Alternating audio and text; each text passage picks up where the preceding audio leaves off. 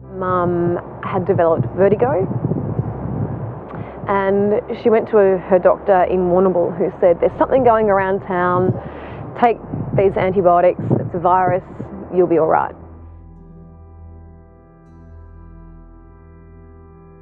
She had the scans and the results came in, and that's when my stepfather called me to tell me, your mum's got a brain tumour, 2 actually, about the size of my pinky nail over here.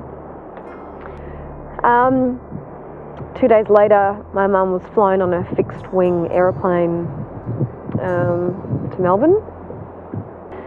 And then 7.5-hour surgery happened on the Sunday. They told her that because of the location of the tumour, there was a chance she might wake up with a numb leg, left leg, but hopefully the feeling would come back. And so she started doing a little bit of rehab on her hand, and then one day the hand went as well. So my mum went from being the most active person I've ever known to never walking again.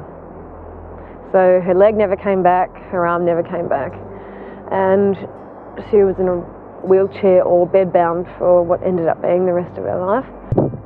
So a few weeks in, she was moved to Geelong, and that's when things, if they couldn't get any worse, they definitely got worse.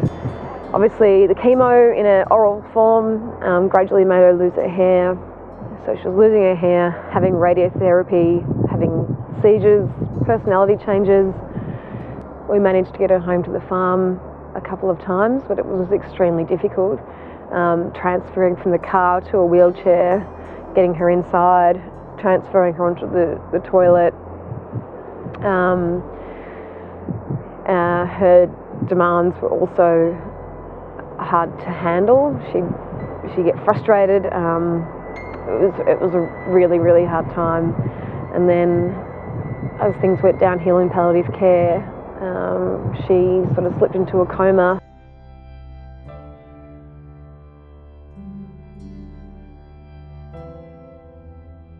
One Friday night, after pretty much sleeping on the floor in the hospital for 2 weeks, I drove back down, came here to work on Saturday, and the phone rings and they said, things have changed overnight, you need to come back. I'm like, of course, the moment I leave.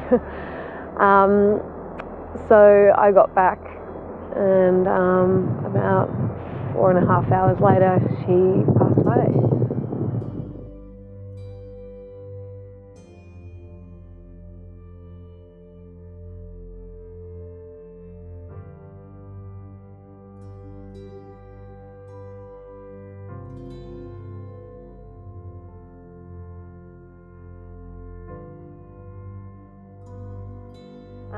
My first Walk for Brain Cancer event was last year, and just to walk a couple of Ks and be with people who know what you're talking about, be with people who have experienced the same awful things that you've witnessed is really important.